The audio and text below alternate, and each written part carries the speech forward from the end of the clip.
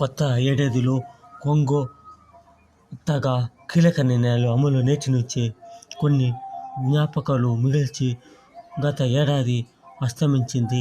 కొంత ఆశలో రేఖలు కుంటూ సరికొత్త ఏడాది ఉదయించింది. గ్రామీణ ప్రాంతాల్లో మరో 2 కోట్ల ప్రధానమంత్రి ఇళ్లు. నేటి నుంచే రాష్ట్రంలో ఇంటర్ విద్యార్థులకు మధ్యాహ్న భోజనం. ఏటీఎం నుంచి ఎఫ్ఎఫ్ కన్నా విత్డ్రా వేలు.